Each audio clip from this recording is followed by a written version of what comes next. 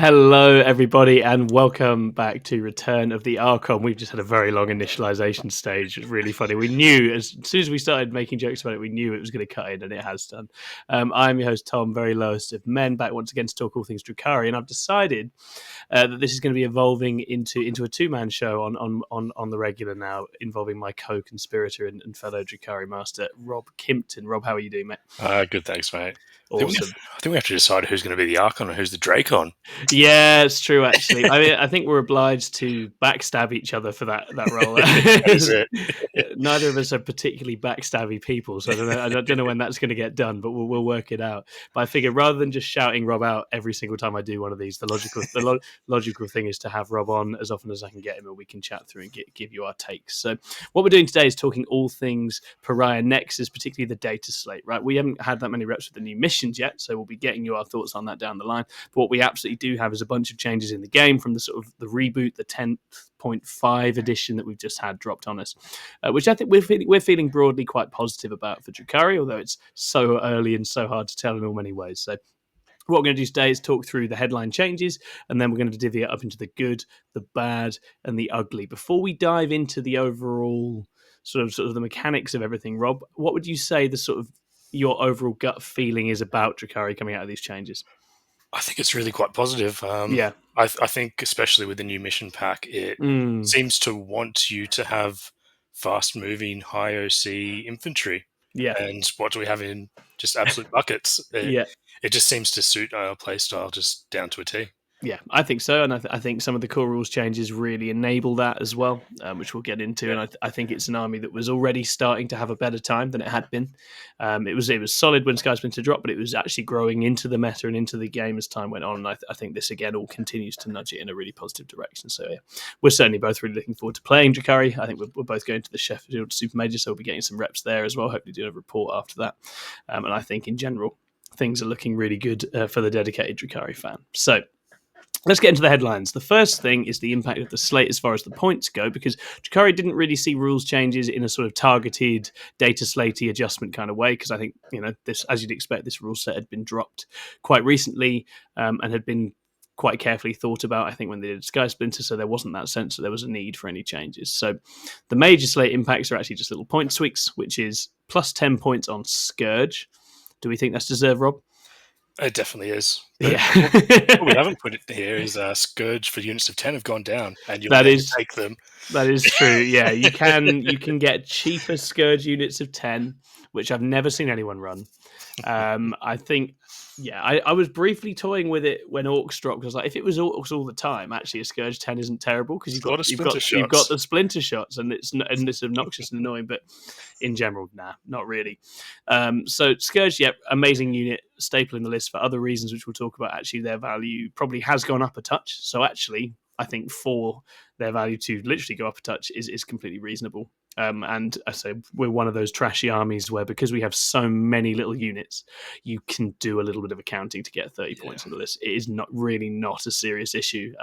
I was often finding there was that sort of awkward amount left when building Sky Splinter lists anyway, so it really wasn't the end of the world to start thinking about readjusting things for that.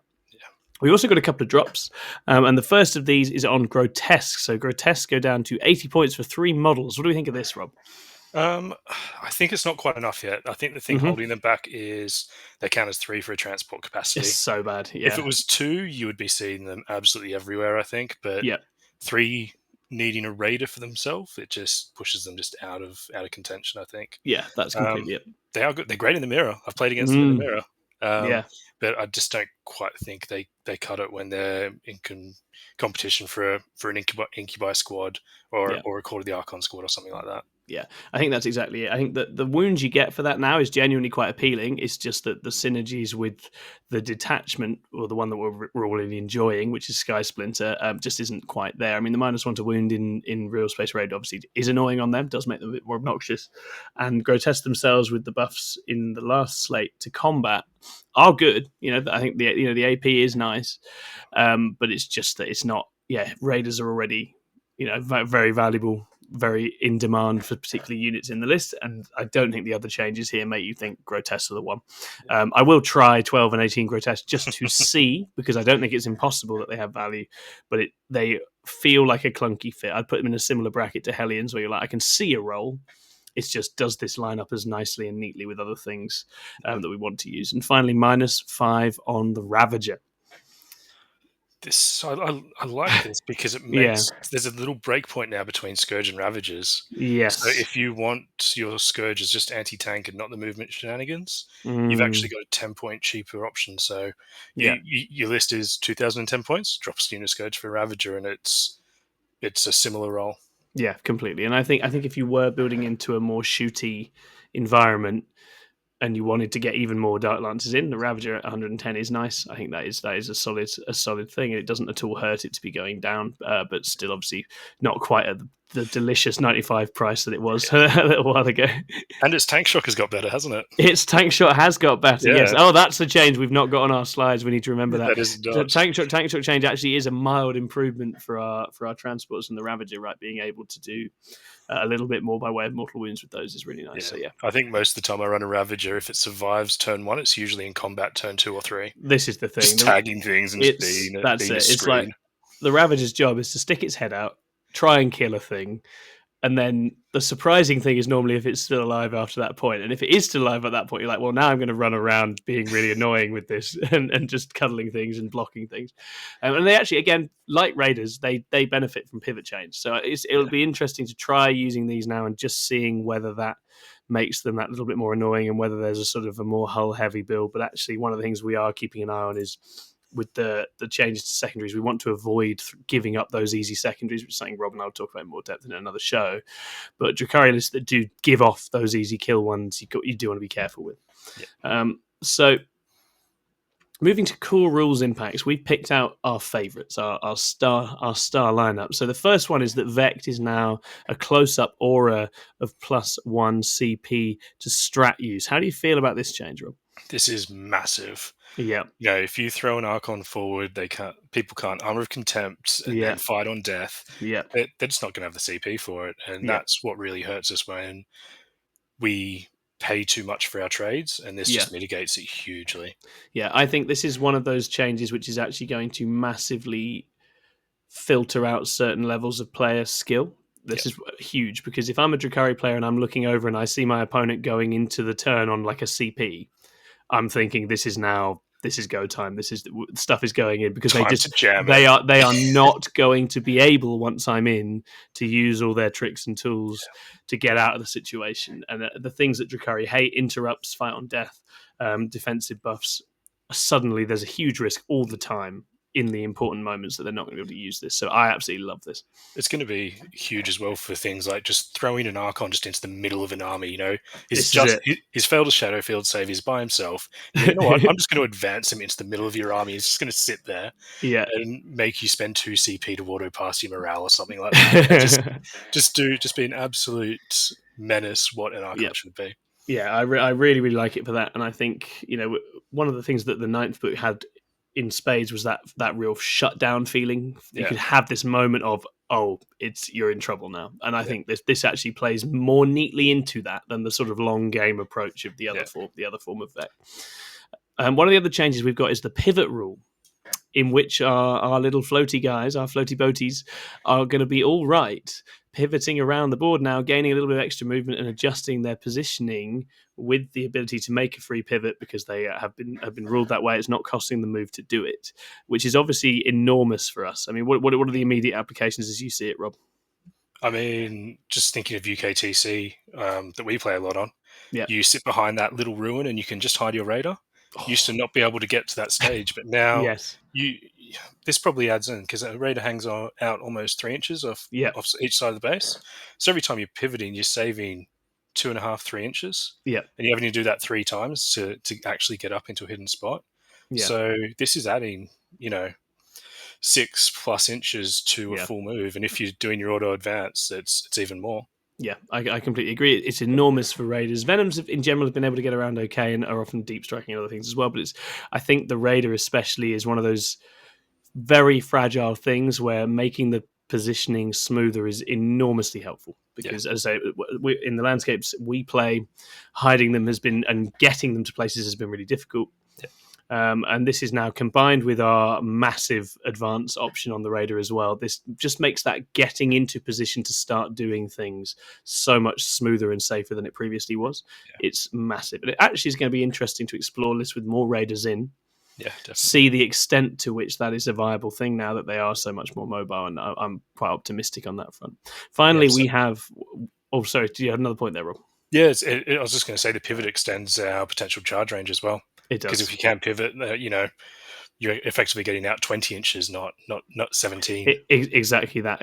Being able to change the facing of the Raider for your disembark and charge strat is enormous. So the reach here is great. I think it makes Sky Splinter feel more like it should, which is, this is incredibly flimsy, but it's got the ability to suddenly cover a huge amount of ground, hit you extremely hard, and it really opens up that. And it's going to be one of those things that the first couple of times you tell your opponent, they are simply not going to be able to visualize what this now gives you.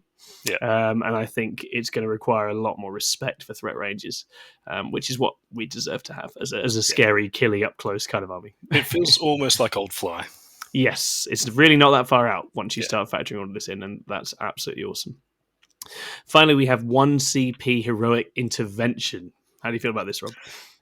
We have quite a few decent fight first units. We really do. And they love just sitting near something and then going punch you in the face really hard.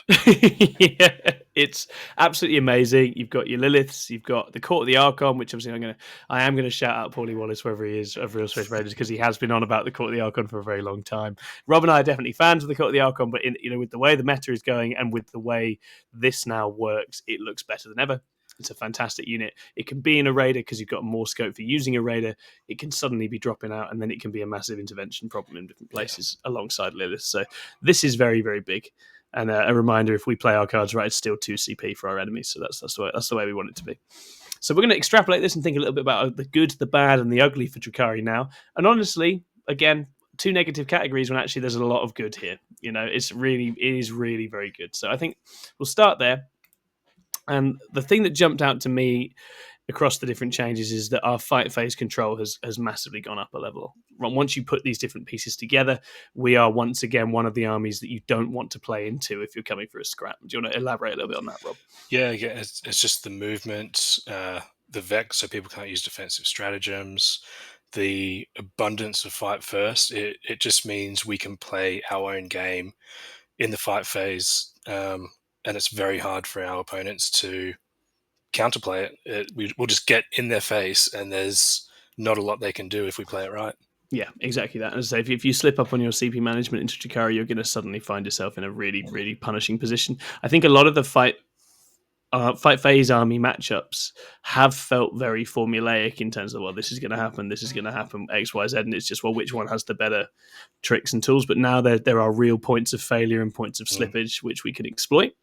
And we've got more ways of doing that than ever with the intervention and the vect. I think it's really exciting in that sense, because I think if you're canny and on your positioning and thinking very carefully about the traps you can set and waiting for those windows, you can capitalize more now than before with Drukhari. And I really like that. It affects all the phases too, because you're lining up some Darkland shots. Your opponent's got 3 CP, and they go, "Do I Armor of Contempt, or do I save that for an interrupt?" And you can stage out. You can be tricky with your Venoms. You can get your units out.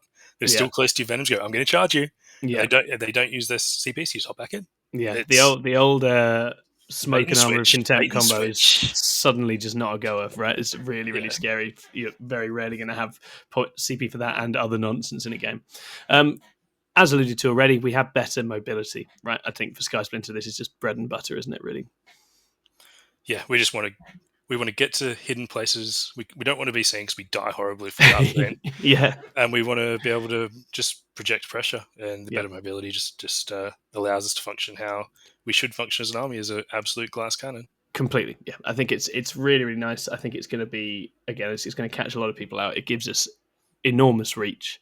Even things like the rapid ingressing of transports to expose and hit weak points, you've got even more reach from those safe places now, which I think I'm really excited to exploit as well. And as I said, I think the Raider in particular comes out of this in a really good spot, which is something I think Sky Splinter wants us to use. There are obviously various incentives for Sky Splinter to lean more towards the Venom, but now you can see more edge cases where actually having the Raider involved is really, really nice. And finally, one of the other big changes, which we haven't alluded to yet, is that Indirect has taken a hit, obviously not hitting on a 1, 2, or 3. And it's always worth celebrating as an elf player when Indirect goes down, right? Yeah, when you stealth and can't be seen being hit on 2s, that was sad. Yeah. That was so sad. But yeah, I'm not feeling bad for any card players. But no. This is huge, like you say. It means our Venoms won't just die turn 1 if people focus on them. Mm-hmm. It means our actual list design space can expand out. So we can have Court on foot. We could have Witches on foot even, just sitting there ready to go, ready to cycle in and out of transports. It actually opens up a huge amount that you just couldn't put in your list before. Completely. And depending how it shakes out and exactly the extent to which it disappears, as you say, there might be a rebalancing within Sky Splinter where you are thinking about, the layers yo-yoing out of the boats more than before, and keeping points back for just having those good OC little punchy trappy units to be throwing out, and slightly scaling back on the boats. But that's going to be an interesting one to observe as it evolves. Even when Indirect is worse, it's worth saying the worst Indirect right now is still some of the scariest that's existed in my whole time playing this game. So I think we don't want to call it out just yet, but it's definitely a much nicer situation for us. Yeah. Wonderful. Okay, moving it to the bad. Points rise is mildly annoying. Is it mildly annoying, Rob? Can you tell that we're scraping the barrel here? It's only got 2 bullet points. Yeah, 2 bullet points in there. They're maybes. We just came out pretty neutral, if not better, out of all the changes at the same time. Yeah, if I'm playing like a 50+% win rate army, which we have been, and you're looking at 30 points, you're like, I know there's stuff out there getting hit far worse. Far worse. And there are matchups which we were already very comfortable in, which have been hit far worse on their side than on ours. Yeah. So it's a point worth noting because it happened, but how bad that actually is, who really knows? And then actually this one is more significant as I see it, which is that we ourselves are quite vulnerable to Vect equivalent auras now. Yeah. Because this is a detachment that loves, here come my 1, 2, 3 CP, bada bing, here it all goes, and often up quite close to do it. I think other armies will quite quickly develop and lean into little Vect auras of their own, especially in the mid-board. And that for us is going to require some careful play, some adaptation, perhaps using our speed and picking the edges, picking around these things a bit more in the way we like to do. But it's definitely a risk. This can go wrong, right? Yeah. I'm not looking forward to having to spend 4 CP to hop out of a transport, charge something, hop back in. Yeah, that's the thing. So I would say I genuinely think it's a huge player skill determinant going forwards, but really, really think about whether you care that Dark Lance did 3 damage or 5. Okay, because as soon as CP start draining out, you're putting yourself in really vulnerable positions now. You know, it's something that I'm going back on this. This is probably not following, but our pain tokens for reroll charges, that has got so much more powerful. Hugely valuable. So much more powerful. I would argue the pain token economy in general has got so much more valuable because that is a massive power boost that you cannot screw with Vect, right? Yeah. And that's really cool. Yeah, so I think thinking about and remembering to play a very tight game so you are relying less and less on those tricks in those key games, I think is going to be really, really big. And also being able to bin off any Vect wielders quickly is definitely a big deal. And some armies will be easier to do that into than others. Cool. Taking it to the ugly. Tedious conversations about Raiders. Pivoting, threat ranges. I don't know how many times already I've had to go through my 10 Incubi Raider, telling my opponent, okay, I'm going to be from here, it's going to be 17 inches away, and I'm going to punch you really hard, and I'll pick up 2 units that I touch, and I'm going to hop back in. That conversation has just got twice as long. It really, really did. And this is going to be one of those things where there will be out there bitching and moaning about Raiders and about how fast they go. I personally have no time for any of that. I think Raiders should be quick. They are literally little flying death boats, and I want anything in the game that's going to make them feel more that way. And your opponent still has the compensation that if they see that Raider, it's dead. Yeah. So I think it works just fine. I've not got much time for people trying to game like charges out of reserves with them or anything else. I'm sure all of that will be tidied up in due course, but this will be a talking point for a little while, I think. Yeah, especially in a singles environment. Some of our rivals escape serious nerf. So there are some armies out there that are tough games who are, as far as I can see, still extremely strong. Thousand Suns in some ways stronger because massed indirect actually is more possible for them than some armies, and it's cheaper for them now as well, and they can do it from further away than our Archons are going to be to stop them from doing it. So that's a nasty one. Blood Angels, in some ways, not the worst matchup for us, but a strong army that can body and Demech us, has a lot of fight phase control tools of its own, and is still very, very good. So there's definitely some stuff out there that I think, like us, has stayed just fine. It is not an easy situation for the army. Yeah. I think they've got here Demons. Demons was already a very tough matchup. Yeah. Demons is, I think, possibly of the winners, possibly the worst one for us. Yeah.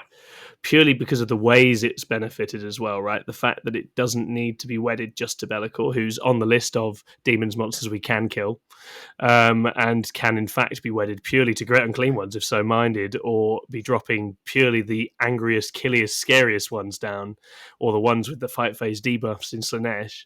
And the fact that actually this helps to deliver their mini guys around to many, many more points on the board in a game at the same time. Yeah. For an army like us, this creates a very real, oh damn, there go all my boats situation, and a very real risk of that. And I think rather, not just having to think about, where am I going to screen Be'lakor, you've got a whole bunch of different potential attack points to worry about. Yeah, we always struggle against high toughness in Von armies. Yeah. But it's lucky we have a unit that has lethals built in. That may swing us into an ugly and not a bad. So yes, exactly. The court is a big anti-demons tech piece here. Yeah. It's definitely one of the units that I think gives you the best shot at getting stuck into some of those bigger monsters, and it makes me tempted to keep the good guns on the court as well, just for slapping 2 phases worth of all the damage on it. But that's the lovely thing about the court. It's you decide after you see your opponent's army how you split it up. So you might go, cool, I've got a 15-man court, or you go, cool, I've just got the idiots with rifles. Yes, you can just change it every game depending on the matchup. Exactly that. It's a beautiful, flexible unit, and I think it's going to see a lot more play. It's probably the breakout star for this slate for Drukhari. I think it's going to come in a lot more. I don't necessarily anticipate other lists changing dramatically outside of that, but I'm sure we will see someone try something with tons of grotesques as well. Just how good that will be overall, I don't know, but I think they're cheap enough now that they'll be tried. If you're really good at rolling 4-ups for Fight on Death, they'll be amazing. That's the thing. You need the bricks of 6 to have any chance of being like an anti-trade unit, I think. And at that point, you really are going in on that strategy. So that's a bit board dependent, terrain dependent, and we'll see. But so those are the uglies really. But actually, I suspect this is going to be an incredibly wide, balanced, diverse meta, and I think that actually suits Drukhari as a sort of skewy army with particular types of ideal targets, but a lot of flexibility. I think Drukhari like that situation. When a meta's constellating around a bunch of stuff that really hurts them, which it has done before in this edition, that's when things get bad, and I don't think that's what we're looking at right now. Yeah. Really exciting.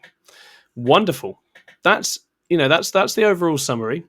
And what would you, Rob, if you were advising a Drukhari player right now for going away and capitalizing on this data slate, what would you say they need to go and do? Get some reps always. It's always reps. Yeah. Make sure you have enough fast moving infantry or bikes. I really think that Reavers are going to. Reavers, they love a less indirect heavy world. Yep. Yeah. You're moving 16 inches and doing actions will just win you games. Yep. And get the core of the Archon. I think they're going to be absolute powerhouses in this meta, in this rule set. Yeah, absolutely. So we'll be back quite soon, and what we'll be doing when we come back is reporting in on our games. We're going to get stuck into Prior Nexus. We're going to do a bunch of learning for you, and we're going to start checking in on the tools we're using, the tricks we're using, and what's working, what isn't, and also what the meta menaces are out there are emerging as our teammates undoubtedly will start discovering them very, very, very shortly. Okay, so thank you very much, everybody. It's not end of part 6. I just haven't changed that slide. We're going to be moving to Path of the Archon as a name soon, because the Archon artists are back. They've returned. So we can move this to a more collective thing. We've got cool new artwork, cool new slides coming. And Rob and I will be reporting in as often as we can with Archon and Drukhari-based content for you all.